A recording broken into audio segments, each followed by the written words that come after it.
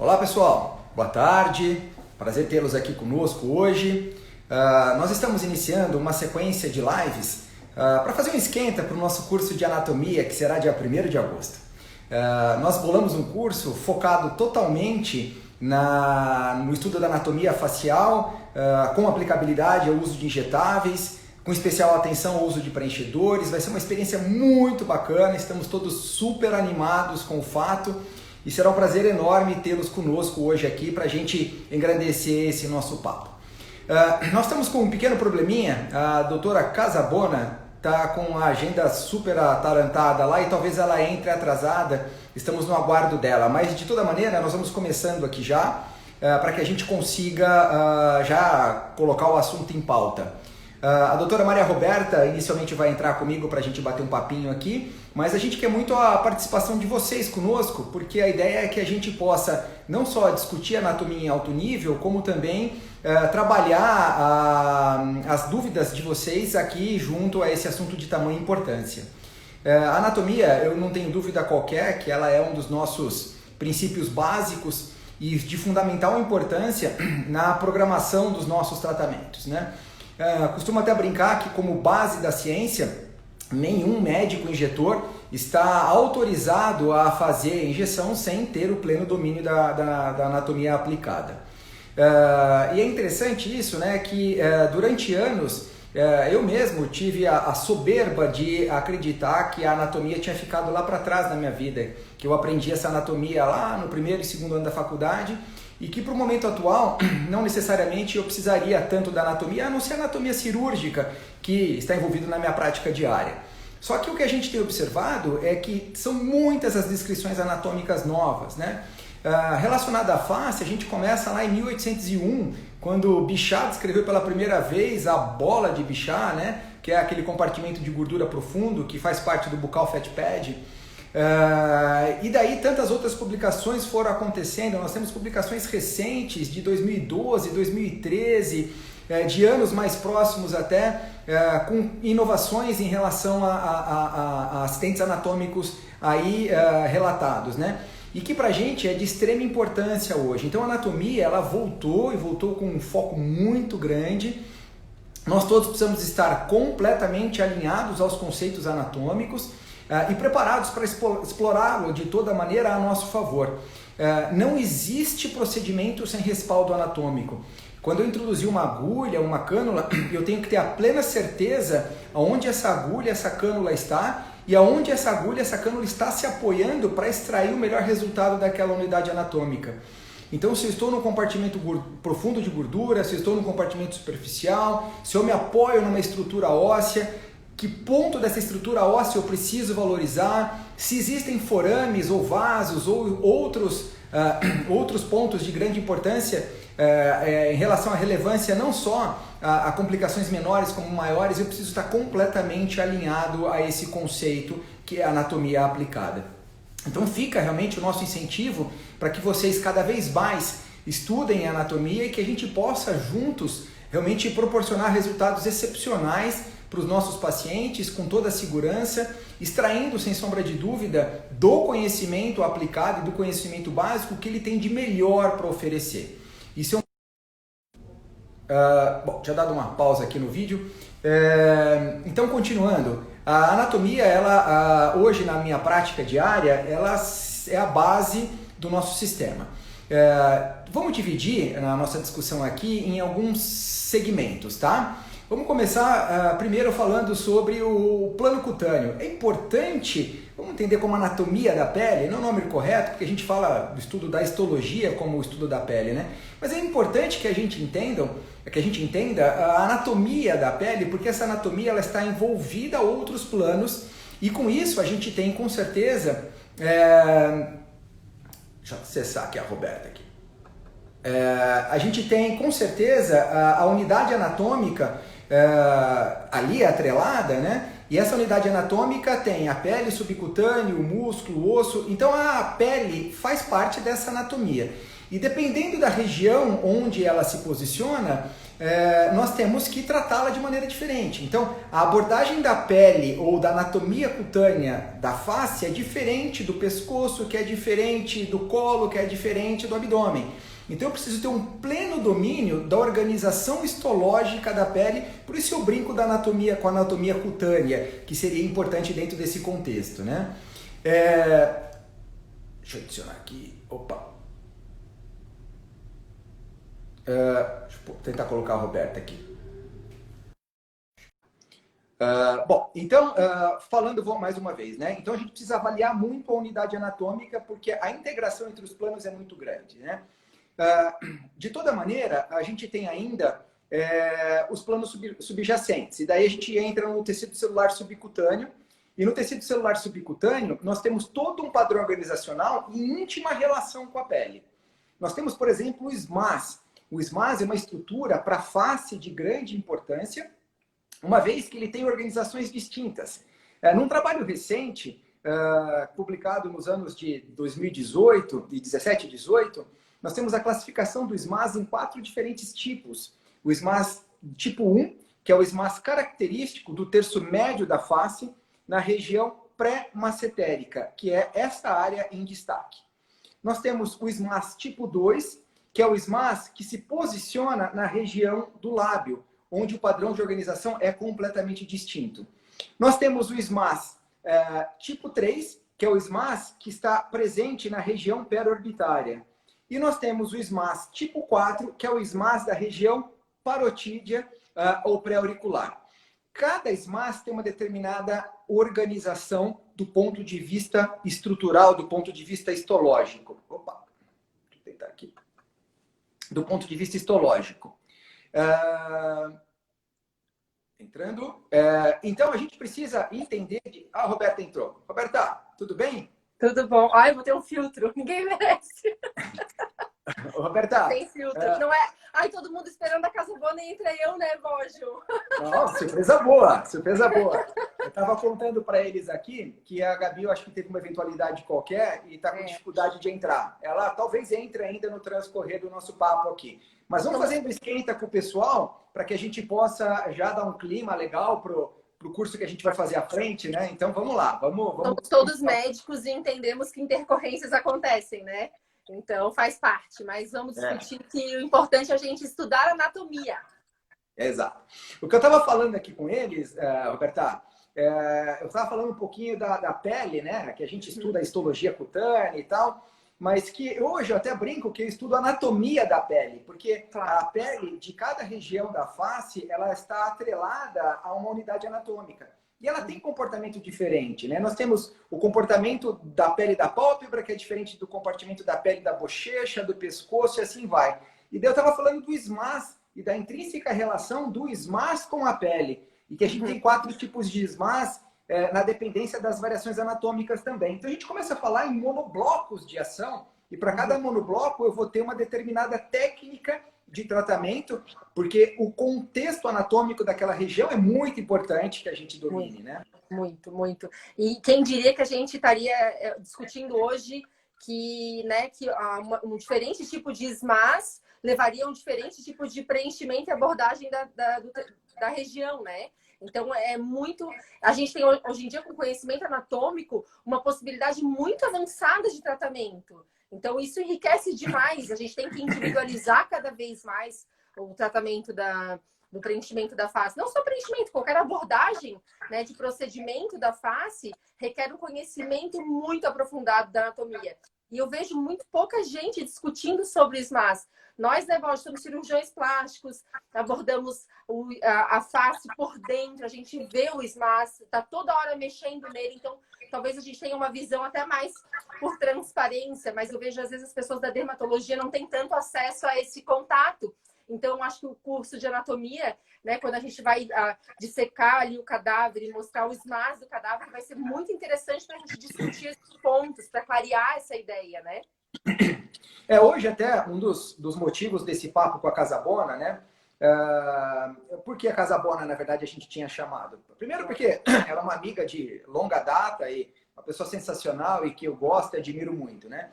E segundo, porque ela teve uma publicação recente de grande importância relacionada ao SMAS e aos grupamentos de ligamento retentores da face. Então, a gente queria conversar especificamente sobre isso. Claro, Eu acho que a gente podia direcionar até o nosso papo agora para esse sentido, que era o papo que eu queria justamente ter com ela, né? Sim. Esse trabalho Mesmo que ela não consiga, Borges, hoje, pelo caso da urgência dela, mas a gente pode marcar com ela e a gente anuncia de novo amanhã ou mais tarde, né? Para a gente ter esse papo, mas não vamos perder a oportunidade de discutir um pouquinho de anatomia, que nunca é demais. Sem dúvida nenhuma, sem dúvida. A ideia é essa, que a gente converse de maneira aberta, franca e que todo mundo aprenda junto a anatomia aplicada, em especial aos injetáveis, né?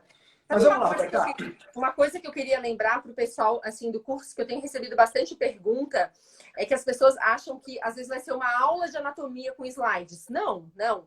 Vai ser igual o curso de anatomia, de dissecção em cadáver, que as pessoas vão presencialmente, ficam ali estudando em cima da peça, vendo a dissecção, injetando o cadáver, vai ser totalmente prático. Vai ser como se a gente estivesse num curso presencial. Só que vai ser online pela fase, mas é igualzinho um curso presencial. Então, não tem essa, não vai ser uma aula de anatomia, não é para estudante de medicina, é para médico injetor, porque é para aprofundar o conhecimento da anatomia. Não é básico, não vai ser básica a discussão, pelo contrário, a gente quer fazer uma discussão avançada no curso. Exato. Qual que é a ideia, na verdade? É assim, nós vamos ter uma cabeça à nossa disposição, estaremos eu e a Roberta lá para a gente trabalhar todo esse material. Esse material já está sendo preparado por nós. A ideia é que a gente consiga dividir a face em uma hemiface. E essa hemiface, ela vai ser dissecada ou descolada em planos. Nós vamos descolar primeiro o plano cutâneo, lembrando da brincadeirinha da anatomia da pele. Depois nós vamos identificar os compartimentos de gordura, o SMAS, músculo a músculo, toda a estrutura óssea, os compartimentos profundos e também, Roberta, o que é importante, a linha de ligamentos retentores da face, que eu acho que vale a pena a gente trabalhar muito bem isso ao longo do curso. Um conceito bem atual e que vale muito a pena ser trabalhado, porque até a gente fez uma brincadeirinha essa semana, vários médicos postaram, porque a gente está fazendo uma campanha contra os maus resultados, que a gente anda vendo por aí, as caras todas iguais. Então, né, as overfillers, que a gente chama, ou às vezes a gente vai em congresso e a gente encontra assim, os rostos muito preenchidos e todos iguais. Então, com esse conceito, aproveitando essa linha dos ligamentos, levando elas em conta, a gente consegue abordar o efeito lifting na lateral, precisando menos de preenchedor no centro da face, que é o que causa aquele estigma da face hiperpreenchida e artificial, né, Borges? Porque tu que tem essa linha de um resultado mais natural, mais avançado, porque preencher um monte uma face, encher de seringa e estufar é fácil, né? Agora, usar um pouco de produto e conseguir um efeito lifting com naturalidade requer muito mais conhecimento. E esse artigo é excelente para a gente entender esse conceito. E na dissecção, né, Roberta, é muito fácil, até gente que opera face, pensando na incisão da ritidoplastia, a hora que a gente faz a incisão e a gente inicia o descolamento, a gente impacta exatamente na linha de ligamentos retentores, que é um ponto de aderência e que dá a sustentação e separa a região mole e imóvel da região mais fixa. E isso, na nossa dissecção, vai ser possível identificar. E a gente vai conseguir discutir justamente essa linha de ligamentos retentores, né? Eu acho que a ideia do lift lateral, ela é muito interessante e ela está totalmente atrelada ao conhecimento anatômico.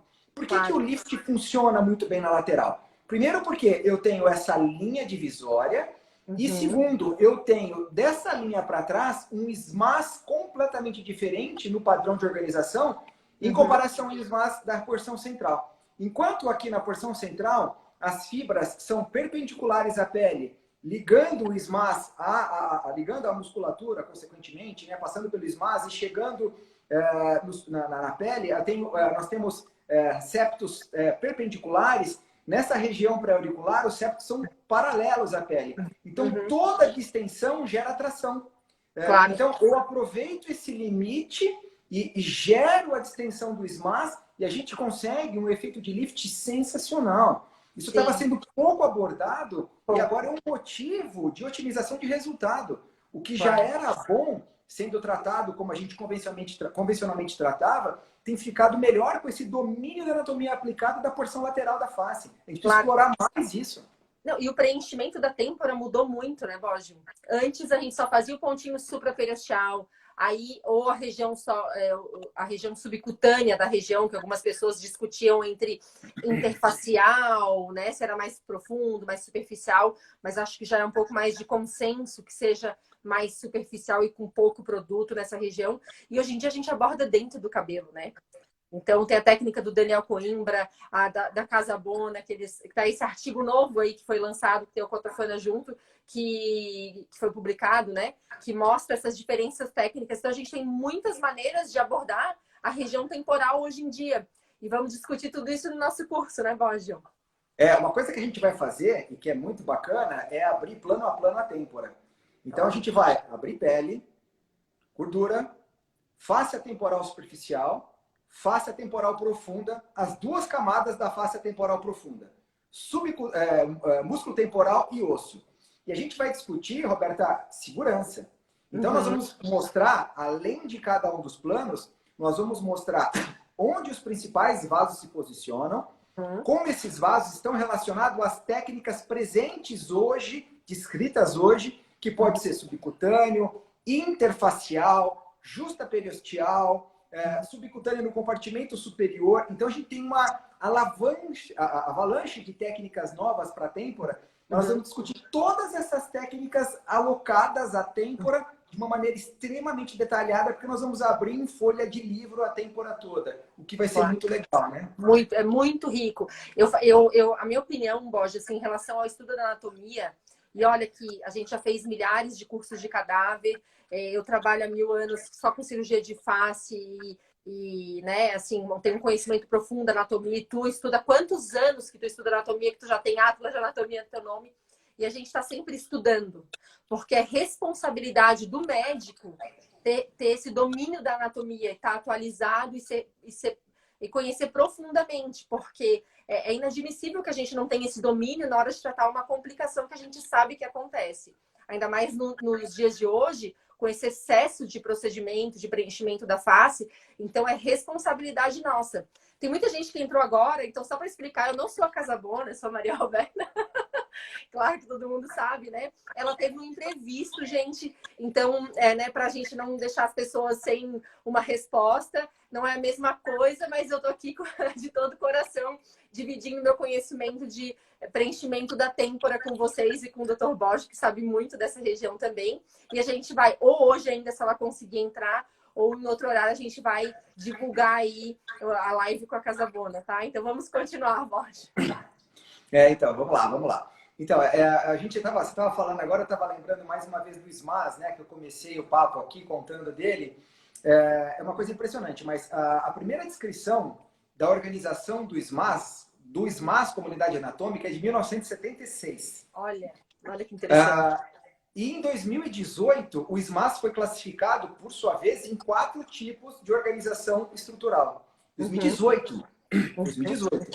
Olha o tamanho do ganho que a gente teve recente nesse hiato de 76 para cá, né? A gente aprendeu muito de técnica, a gente trabalhou muitos conceitos, então, tecnicamente, o ganho foi gigante, mas a própria descrição do SMAS ficou congelada por um longo período, né? E a gente tem que trabalhar tudo isso a nosso favor, né? O SMAS é uma ferramenta sensacional e que precisa ser melhor explorada, né? Sim. Então, tem uma pergunta aqui, Borges, de o que acha da lipoenxertia sub-SMAS durante o lifting? Então, eu confesso que eu não faço lipoenxertia sub-SMAS, tá? O meu conceito é assim, eu trabalho muito a unidade anatômica. Eu entendo a lipoenxertia sub-SMAS como, quem sabe, a distribuição de gordura para dar aumento do volume do terço médio. Não sei se é isso, tá? Eu acredito que sim. O que eu imagino? Eu penso exclusivamente em unidades anatômicas. Então, vamos lá. Terço médio da face, nós temos, por exemplo, a dissociação pálpebro-malar, em especial por um comprometimento dos compartimentos profundos de gordura da bochecha. Então, se a pergunta for, para você, isso é um preenchimento sub-SMAS? Para mim é, então eu faço. Mas eu vou lá pontualmente e trato ali embaixo. Não é que eu vou fazer um espalhamento de gordura abaixo do SMAS. Eu vou direto no ponto, na unidade anatômica, que é a dor daquela alteração estética. Claro. Faço um trabalho também sub-SMAS, junto, por exemplo, à fossa canina. E também com ótimos resultados. Né? Isso seria também sub-SMAS. Agora, sim, tem SMAS até no nariz, né? Então é muito amplo esse conceito sub-SMAS. E a gente pode abordar um pouquinho mais esse conceito de SMAS no curso, porque eu acho que hoje em dia tem uma curiosidade maior e a gente entende mais disso para poder explicar. Não, sem dúvida. E eu acho que a resposta que a gente precisa dar para todo mundo, Roberta, dentro desse curso, é justamente a ideia da precisão dos nossos procedimentos. A gente não tampa buraco e a gente não apaga ruga.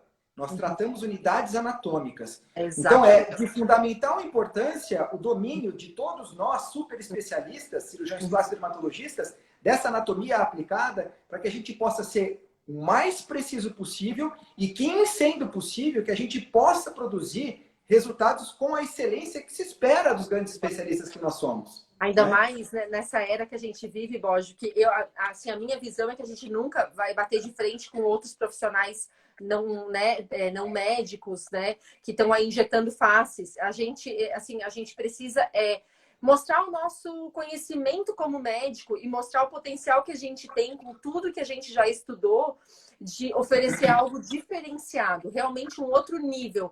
Mas para isso a gente precisa da anatomia, né? Por isso que a gente oferece esse curso, porque a gente acredita nesse potencial que isso é fundamental, é o primeiro passo para a gente conseguir ter esse diferencial todo. Senão a gente se transforma num injetor como qualquer outro, né? Então não é esse o objetivo. O objetivo não é brigar com os outros, é nos diferenciar, nos tornarmos melhores, né? Eu acho que a melhor resposta que a gente pode dar é a excelência. Enquanto todo mundo está nivelando por baixo o conhecimento, a gente, na contramão, a gente vai levantar o sarrafo e jogar o conhecimento lá para cima.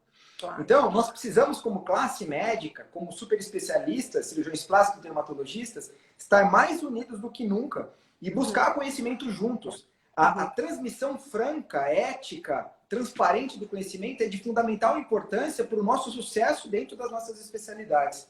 E é muito importante que a gente divida essa responsabilidade e que puxe o sarrafo juntos.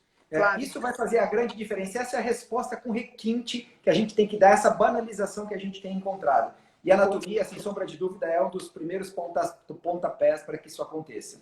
Claro.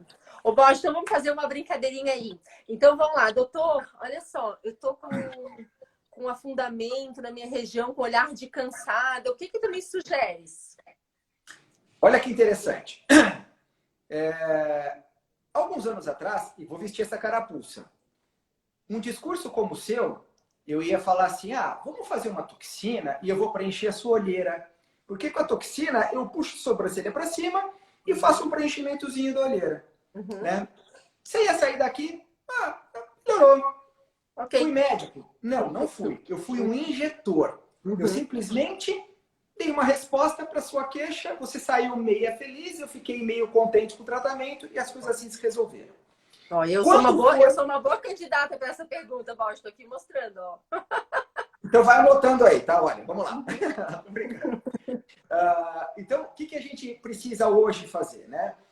Eu acho que a gente tem que fazer uma leitura meio que de raio-x, né? Então eu vou olhar para você, Roberta, examinar a pele, subcutâneo, compartimentos de gordura na sua organização plena, superficial e profundo, musculatura, osso, e vou falar assim, olha, eu noto que essa estrutura está tendo tal comportamento. Então ela está, por exemplo, com esvaziamento frontal, uma deficiência de estruturação e de volume de têmpora. Isso, consequentemente, está favorecendo a masculinização do olhar e levando a uma deflação tecidual que está deixando com o rosto mais cansado e pesado. Então ela está ficando masculina e cansada. Ela está perdendo volume na região peripalpebral lateral, o que, por sua vez, está impactando nas fugas dinâmicas, que por mais que eu trate com toxina, vai faltar expansão tecidual e eu não vou conseguir resolução. Está faltando estruturação para o terço médio da face. De nada adianta eu tratar a olheira se eu não estruturar o terço médio para tirar peso do segmento e, pelo contrário, reposicionar com o efeito de lift toda a região zigomático-malar, para depois pensar no tratamento da pálpebra. Então, o tratamento simples do olhar é uma coisa do passado. O tratamento hoje do olhar é algo extremamente complexo e que só pode ser executado por um super especialista. Nós temos que fazer uma... vai ser totalmente diferente do outro, né? Não vai ter mesmo tratamento. Com produtos diferentes, em planos de aplicação diferentes, quantidades totalmente diferentes, e levando em conta o desejo da paciente. Porque tem aquela paciente que quer um resultado extremamente natural, mais leve, e tem aquela que a gente já sente que ela quer o mais impacto no resultado. Então, isso tudo faz diferença na nossa escolha do tratamento.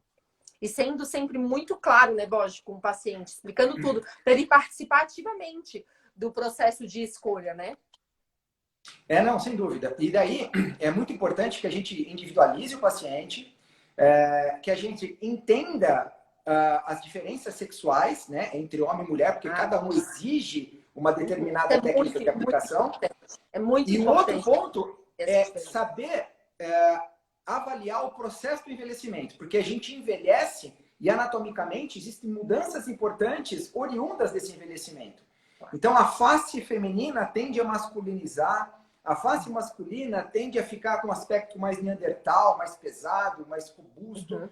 Então, a gente precisa... grande, né, do supercílio, mais reto. A gente gosta muito de usar o exemplo, a Gisele Bündchen é um exemplo perfeito da face bem feminina, e o Brad Pitt bem da masculina, com o supercílio reto, e que às vezes a gente vê também essa não respeitando essas alterações anatômicas, essas diferenças anatômicas, né, que é muito importante. Os tratamentos são totalmente diferentes, né, do homem e da mulher.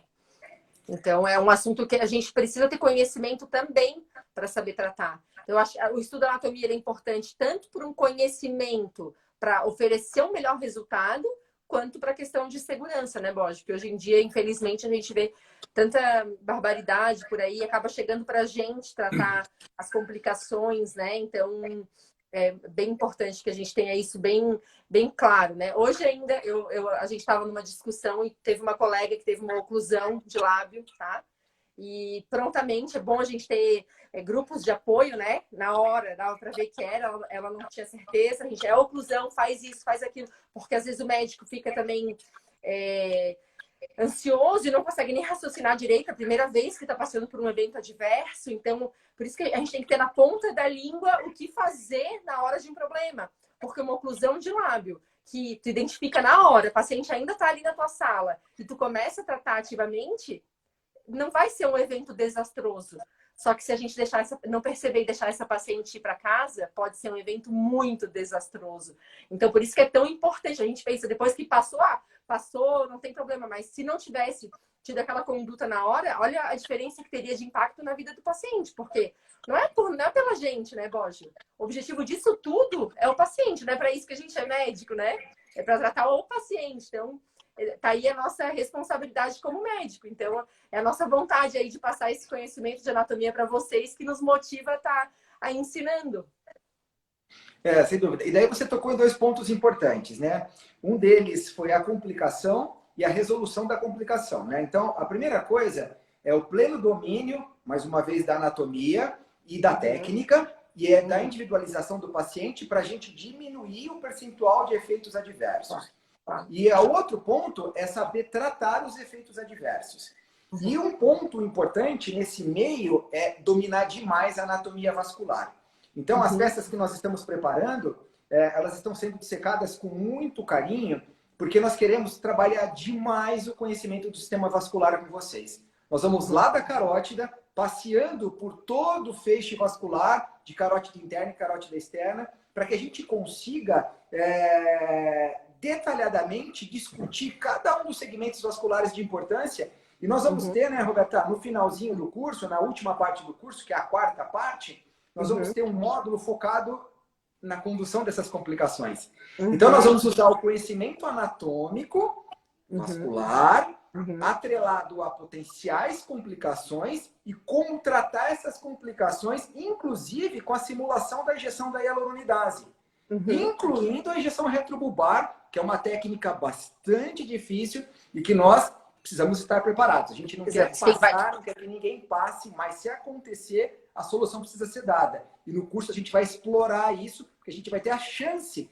de injetar e de dissecar a órbita e mostrar exatamente onde a cânula foi posicionada e como a gente usou a hyaluronidase naquele ponto. Claro, claro. É muito importante para quem vai injetar uma têmpora, uma glabela, um nariz, que são potenciais áreas que a gente precise fazer em algum momento. Espero que não, mas a gente precisa saber fazer uma injeção retrobulbar. Então, isso realmente é um conhecimento muito rico. Ô, Borges, e voltando a falar o preenchimento da têmpora, e o que tu pensas daquela discussão de cânula e agulha? Porque, por mais que seja uma coisa já muito falada, eu percebo que toda vez as pessoas me mandam dúvidas em relação a, né, a essa questão de o que é melhor, o que é mais seguro, né? A cânula ou a agulha na têmpora? Têmpora. Bom, antes de responder têmpora, você poderia ter perguntado assim, o que você usa nas suas injeções, cânula ou agulha? Minha resposta seria as duas coisas. Depende da região. Vamos para a têmpora. Têmpora, durante muitos anos, eu usei cânula e agulha. Por que cânula e agulha? Agulha para injetar profundo, no tradicional ponto T1 do MD Codes, vamos usar a nomenclatura mesmo, não tem problema, onde a gente fazia a introdução da agulha, batia lá no periósteo, a aspiração, aguardava 6 segundos e injetava com a agulha fixa. Fiz isso muitas vezes e não tive problema qualquer. Porém, vamos chegar lá. E a outra opção seria o tratamento superficial da têmpora para aquelas deficiências de volume, uma vez que este ponto T1 só estrutura e volumiza muito pouco. E eu preciso, às vezes, devolver volume para essa área.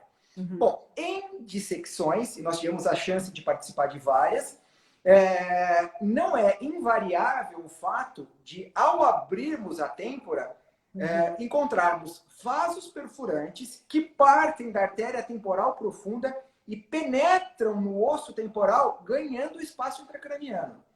Depois que eu observei isso em algumas dissecções, eu acabei ficando um pouco mais temeroso no uso da agulha na têmpora. Então, hoje, eu passei por uma atualização técnica e têmpora é exclusivo, no meu entendimento, cânula.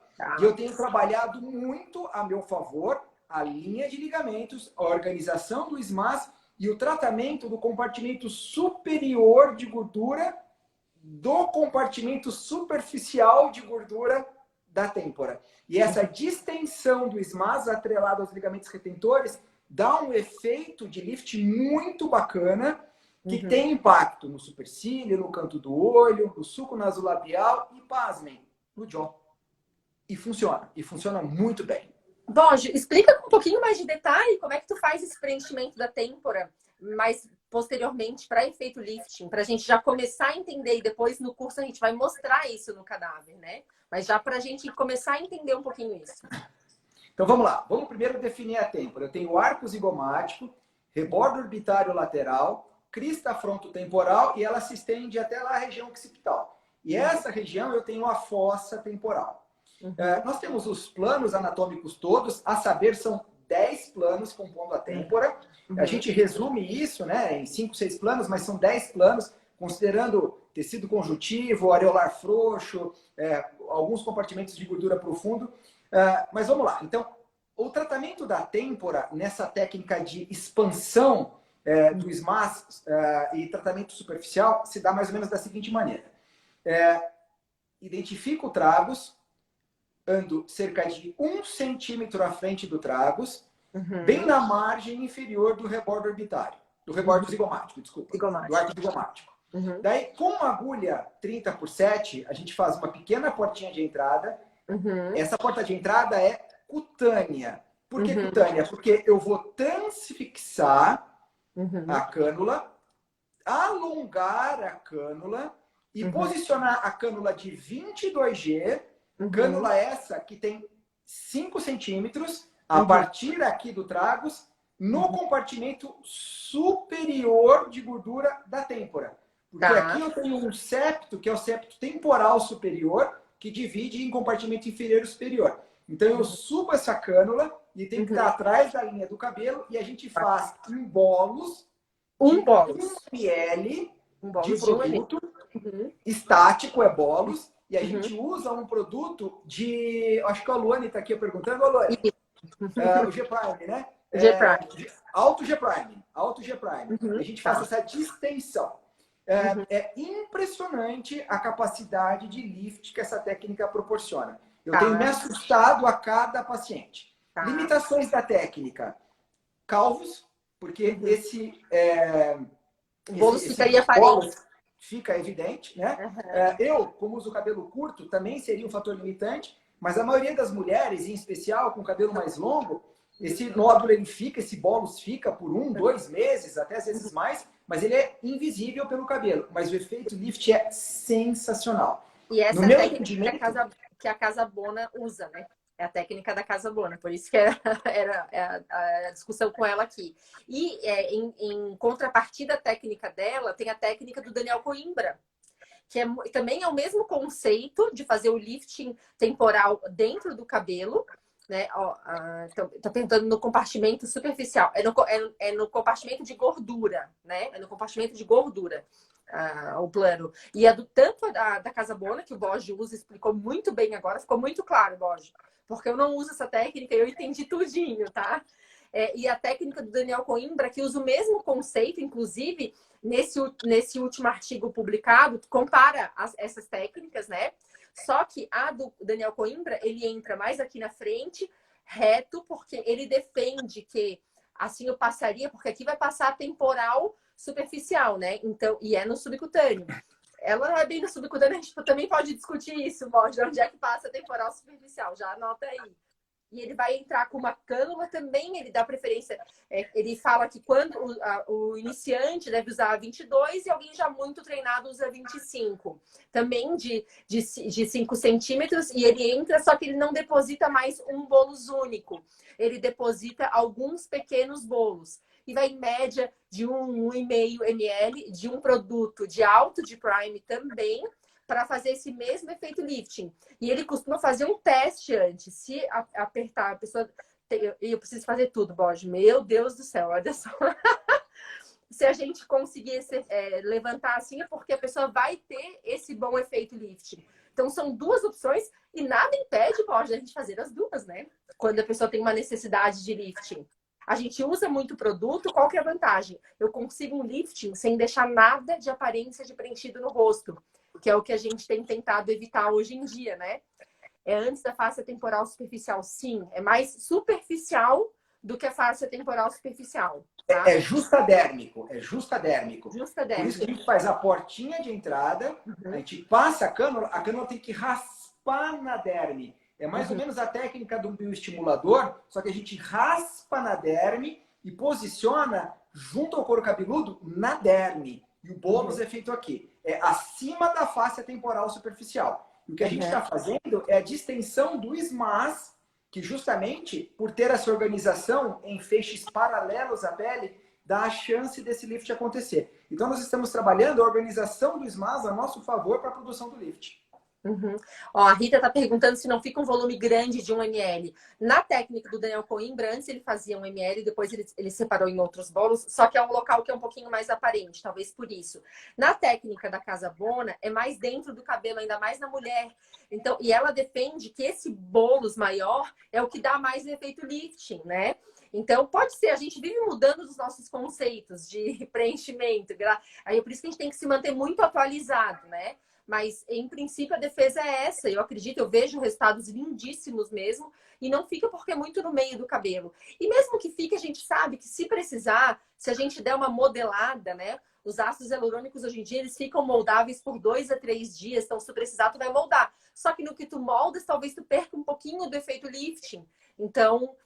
não tem risco de compressão da artéria temporal superficial. Eu nunca vi nada relatado com isso. É uma técnica utilizada há muito tempo por muita gente. Né? Então, eu acho muito pouco provável que consiga comprimir nessa região. É uma artéria muito calibrosa. Né? É difícil, né, Bógio? Você perguntou Você falou, vamos lembrar de falar da artéria, não foi? Vamos. Vamos falar dela? Ali seria o ramo parietal, né? Daí a gente até responde um pouquinho dessa dúvida aí. Beleza.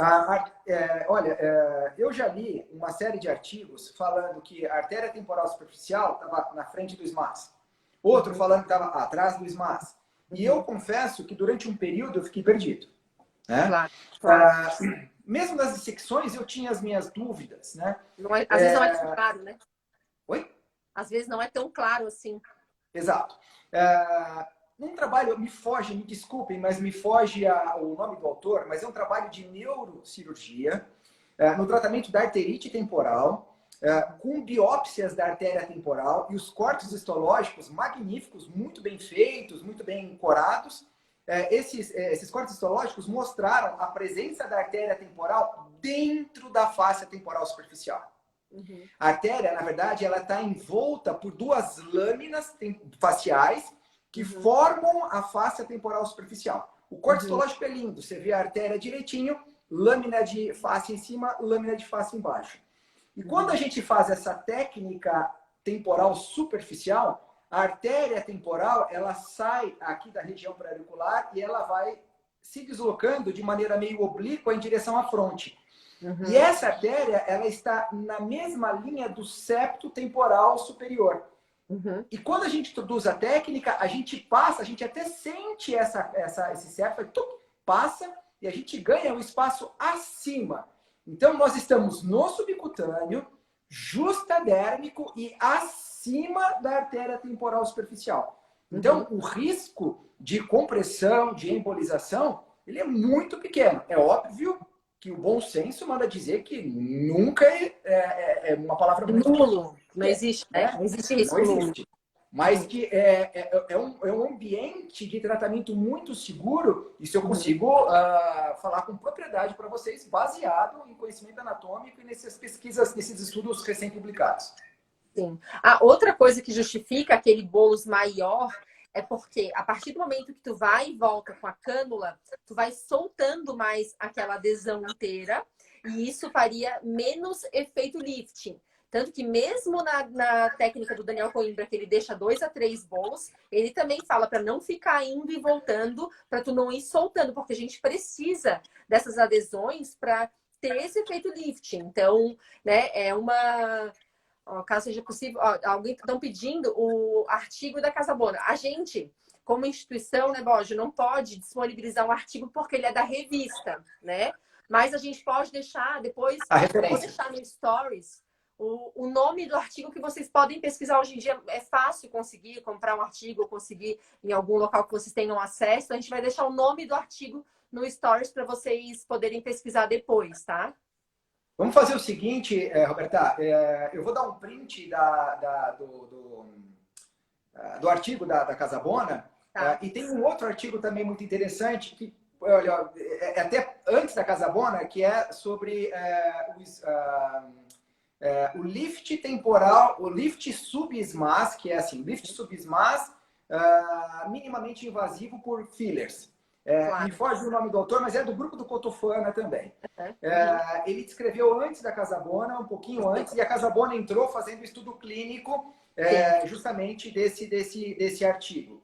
Claro. Vamos disponibilizar no Stories do Lapidari, então entra todo mundo lá depois, por favor, lá no Instagram do Lapidari.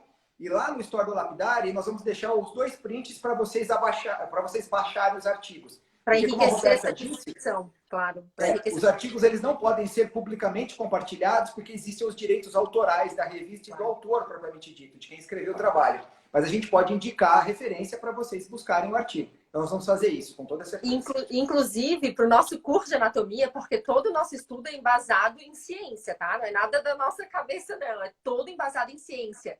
E a gente vai disponibilizar para os alunos a nossa lista de artigos. Não, como a gente falou, a gente não pode entregar o artigo inteiro, né? Mas hoje em dia é muito fácil de conseguir os artigos. Então, a gente vai disponibilizar a lista toda dos artigos, que eu acho que assim, vai enriquecer muito. E quem já está inscrito já vai receber antes do dia do curso para já chegar estudado. Afiado. Afiado. Então, é um plus a mais aí que eu acho que é, né, a nossa responsabilidade de entregar o conhecimento pronto, mas para quem quiser se aprofundar um pouquinho mais, é muito interessante que possa ler e se atualizar nessa parte, né, científica mesmo da anatomia, que hoje em dia é muito rica. Tiveram 2 perguntas, Roberta, interessantes aí. A primeira foi do Patel aqui, falando se depois que o bolo se desfaz, se há a perda do lift. Uhum. Sim e não. Sim, porque o efeito mecânico diminui, e não. O ácido hialurônico ele não é um bioestimulador, mas há um ganho de colágeno, fibra elástica, é uma reorganização da estrutura tecidual na área. Então, Claro. existe sim a perda, mas essa perda não é completa. E daí passou uma pergunta um pouquinho antes também, falando se poderia ser repetido depois de um ano isso. Sim, sem prejuízo qualquer. Avaliando a região e notando a perda de resultado, é possível sim se injetar de novo e produzir um novo bônus e uma nova elevação da têmpora no novo lift. Sim. Não, é muito interessante essa questão da reorganização do colágeno, do efeito do ácido hialurônico, tá? Porque a gente observa isso na prática. Eu mesma tinha um defeito muito grande, um afundamento no lábio por herpes de repetição na adolescência, na boca. E aos 26 anos, um colega plástico preencheu, o Anderson, um colega plástico preencheu o lábio. Eu nunca mais precisei, eu preencho o lábio de vez em quando como um todo, mas eu nunca mais precisei preencher aquele defeito. Então, é muito interessante como realmente tem essa reorganização do colágeno. E não é que fica preenchedor, a gente vê que não tem. Se faz ultrassom de pele, a gente vê que não tem preenchedor, mas é a reorganização do colágeno mesmo, né? Então, é muito interessante a gente saber que isso acontece também. Então, não é só aquele tratamento daquele momento. A gente vai tratando a paciente para sempre, né? Roberta, um outro ponto do curso que a gente vai explorar também, a gente falou da anatomia, falando das complicações.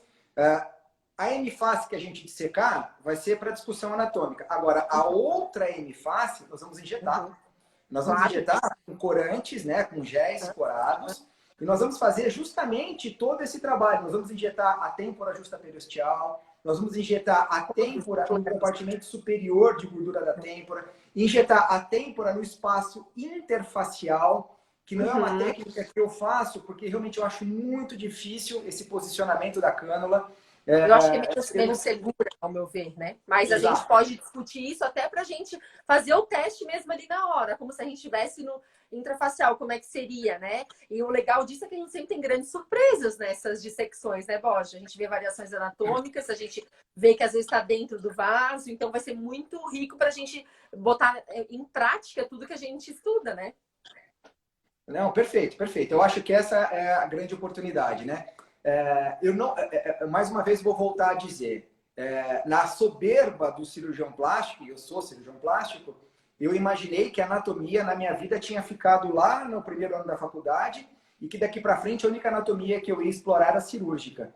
E hoje eu estou simplesmente encantado com a anatomia e cada vez que eu faço um novo estudo, que eu faço uma nova dissecção, eu me surpreendo com a riqueza de detalhes e com a riqueza, você tocou num ponto importante, de variações anatômicas.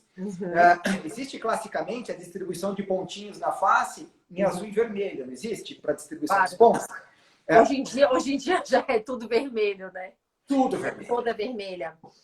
O Bosch, foi muito interessante. A primeira vez que eu participei de um curso de cadáver, eu já acompanho, né, cirurgia de face há 10 anos. Quando eu fui participar do primeiro curso de cadáver, eu juro pra ti que eu falei assim, duvido que eu vá ver novidades aqui. E foi tão interessante que eu me coloquei no meu lugar de novo, né? E falei, meu Deus do céu, eu não sabia nada de anatomia. Eu achava que eu entendia de anatomia. Né? Eu preciso aprender muito mais. E cada dissecção de cadáver que eu faço, cada curso que eu faço, eu modifico alguma coisa na minha técnica de injeção. Exemplos clássicos nos pontos de arco zigomático, que a gente chama no MD Code de CK1, CK2, CK3, eu já vi forames em cada lugar saindo artéria e veia. Isso não é descrito na anatomia. E antes, às vezes, eu fazia assim, CK1, CK2, CK3, mal precisa, 3 sim, mas 1 e 2, mal precisa aspirar.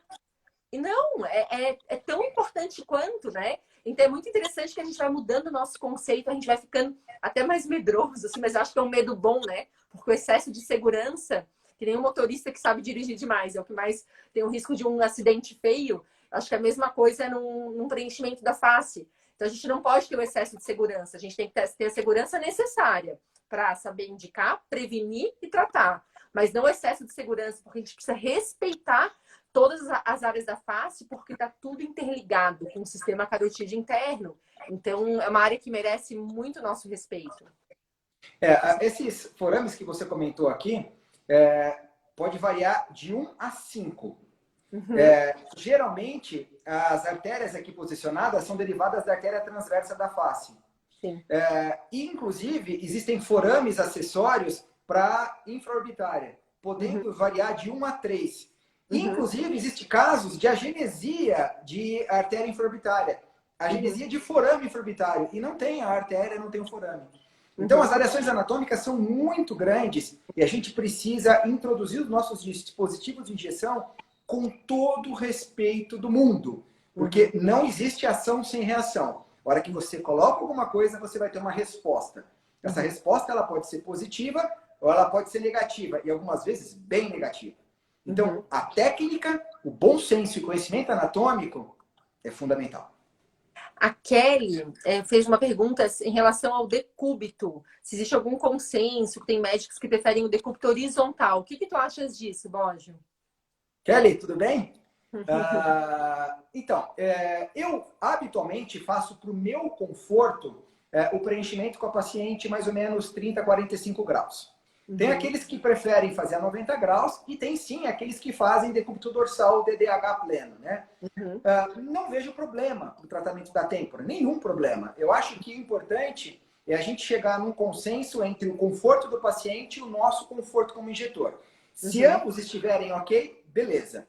Agora, uma coisa que eu acho que faz a diferença é o tratamento do terço médio, no que se refere à estruturação, volumização. Daí sim, eu acho que DDH não rola. A gente tem que fazer com o dorso mais elevado, porque eu preciso avaliar a ação gravitacional e a desestruturação daquele segmento para que eu entenda se a minha resposta está sendo positiva ou não. Então, mas para a Principalmente, têmpora, principalmente o planejamento, né, Bógio? Mas às vezes é interessante a gente fazer um pouco e avaliar a resposta, né? Então, sem mais dúvida. que a gente tenha um planejamento, é interessante. Não é que é contraindicado, né? Mas é uma outra maneira de ver. E, às vezes tem gente que, por exemplo, faz um paciente sedado o preenchimento, porque o paciente não quer passar pela dor ou vai passar pela cirurgia. Não está errado, né? Mas requer alguns cuidados. Você sabe que daí eu vou levantar aqui um ponto, talvez de divergência em relação a esses colegas da sedação. Por Uhum. quê? Porque a dor é um É um alerta parâmetro importante. importante. Quando você seda ou bloqueia ou anestesia excessivamente o paciente, mesmo que seja tópico, você perde o parâmetro dor.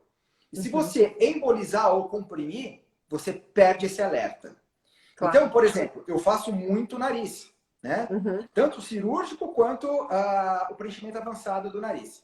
Uhum. As descrições iniciais era de bloqueio igual da rinoplastia. Uhum. Porém, eu não bloqueio. Eu uso um anestésico tópico que fica lá por 40 minutos, 1 hora. O Uhum. paciente vai para o procedimento sabendo que ele vai sentir uma dor mínima, mas sabendo que ele vai sentir. E essa dor é um sinal de alerta para mim. Então, Uhum. o preenchimento do nariz, que é um preenchimento, entendo eu, super avançado, no qual Uhum. o domínio anatômico é mandatório, e a gente vai dissecar nariz lá no curso, né, Roberta? A Ah, gente vai vai. entender cada um dos planos, onde as artérias estão, e como a gente vai tratar justamente para minimizar essa chance de Claro. complicação. Mas a Uhum. dor é um parâmetro, então não Sim. faço sedada, muito bloqueada, não faço. E falando em nariz, Bosch, a gente vai ter uma live com a Ingrid do Tudo Sobre Plástica, né? Que é muito conhecedora do assunto de rinomodelação e publicou recentemente um artigo interessante com a Rita Capelato sobre preenchimento do nariz, que a gente vai discutir nessa live, também relacionada ao nosso curso. Então, vai ser dia 23. Eu deixei lá no meu Insta e marquei todo mundo para dizer as lives que a gente vai ter. Vai ter a doutora Ada Trindade, que é uma sumidade, né? No dia 20 vai ser da Ada, falando sobre a importância da anatomia na toxina de alta precisão. Então, essa também é imperdível. A doutora Virgínia Amaral, que também é uma super entendida de avaliação de face, envelhecimento da face, anatomia. Ela entende muito de anatomia, a Virgínia. E a Cris Graneiro, que também é uma dermato no táxi, né? Nossa amiga Imperadoctor, que também ela entende muito de complicações. Então a gente já vai aquecendo aí as nossas discussões, que são todos os temas que a gente vai discutir no nosso curso, né? Então não percam aí as próximas lives também, né, para tirarem suas dúvidas e a gente já começar aí a nossa discussão, nosso conhecimento na anatomia. E acho que já estamos chegando perto do fim, né, Borges? Já são 6 horas. Estamos chegando. Daqui a pouco soa um avisozinho pra gente que está terminando o tempo. Roberta, é legal, eu acho que essas lives sequenciais serão muito legais. Isso me remete à juventude, não que eu seja velho, claro, né? Mas me remete à juventude, onde a gente ia lá para uma balada, um esquema, a gente fazia um esquenta antes da balada, né? Esquenta, é isso aí. Esquenta, então, social, esquenta. Então, é o que a gente está fazendo né? aqui. Tá Faz tempo esquenta, que não né? tem esquenta. Estamos organizando uma série de esquentas aqui para a gente chegar lá com tudo, né? Agora é esquenta de anatomia, né? Porque nós somos mais tão jovens, aí o esquenta é acadêmico. Vai ser muito legal, vai ser muito legal. Eu sou realmente um aficionado à anatomia, um aficionado ao domínio de técnica atrelada à anatomia, porque a hora que a gente usa esse conhecimento a nosso favor, os ganhos são tão grandes, né? São tão importantes. Claro. Sabe o que eu achei interessante, Borja? Eu tive uma procura grande, né? A gente tem um número de inscritos grande de pessoas que já são grandes injetores, tá? E fazem curso de anatomia todo ano. Ou em Miami, ou aqui, mas que fazem curso sempre e estão fazendo de novo porque esse ano não conseguiram viajar para fazer os seus cursos, então vão fazer o curso online. Que daí a gente vê que interessante, a pessoa que estuda sempre ainda considera que é importante estudar e mostra essa importância mesmo da anatomia, né? Então fica aí um convite para quem nunca fez, não tem nem que pensar, né? Porque tem que fazer, se você quer injetar uma face com segurança e responsabilidade, tem que fazer curso de anatomia, ou o nosso ou algum outro, né? Mas o nosso tá perto aí, online, vai ficar gravado por 15 dias. Então, quem não puder assistir todo o curso ou quiser depois voltar lá para assistir algum detalhe e rever, que é importante também, vai ficar 15 dias online. Então, quem nunca fez, então é uma oportunidade muito legal. E quem já fez outras vezes, vamos relembrar que a gente precisa ver sempre, né? Não, sem dúvida, a gente precisa ver sempre. E tem um outro ponto, o curso é dia 1º de agosto, né, Roberta? 1º de agosto. E a gente vai responder as dúvidas online, né? A gente vai ter as horas de discussão para vocês irem tirando dúvida e interagindo com a gente. Eu acho que isso vai enriquecer bastante a nossa discussão também. Eu não sei quantos inscritos nós já temos, mas eu sei que a inscrição está indo de vento em popa, mas vai ter uma limitação em função da estabilidade do sinal. A gente está meio que congelado no número fixo ali. Então, pessoal, se tiver realmente interesse, façam as inscrições já, porque chegando no teto a gente vai ter que interromper devido ao grande uso das redes atualmente, né? A gente está tendo uma congestão de informações e para ter uma estabilidade, um sinal legal, a gente vai segurar um pouquinho. Para não comprometer também as discussões, né? Porque claro. Senão acaba comprometendo. A gente quer realmente conseguir tirar todas as dúvidas, claro. Para ser uma questão bem prática. Assim, a intenção foi realmente fazer um presencial online, né? Um curso de dissecção de cadáver presencial online. Então, a gente espera contar com vocês lá. É isso aí. Roberta, valeu. A Gabi realmente acho que não conseguiu entrar, uma pena. Mas acho que o nosso papo foi tão bacana, tão gostoso, tão alto nível, que valeu a pena demais, né? Obrigado, viu? Foi um prazer. Não é a Casa Bona, mas tudo bem, estamos aí, né? Para enriquecer. E assim que ela puder, a gente já marca a live dela e vamos discutir mais um pouquinho, para ela falar um pouquinho mais da técnica dela também, né? Que sempre enriquece. E é isso aí. E amanhã tem outra live já, hein? Eu com a doutora Virgínia Amaral, falando sobre anatomia do envelhecimento. Essas 20 horas, então eu espero vocês lá também. Amanhã eu fico de espectador, tá bom? Tá bom. Mandando pergunta. Mandando pergunta. Amanhã eu vou ficar cutucando aqui, tá? Tá bom. Então, Roberta, obrigado. Beijo. Pessoal, tchau. Até mais. Dia 1º de agosto. Até mais. Obrigada, gente. Tchau.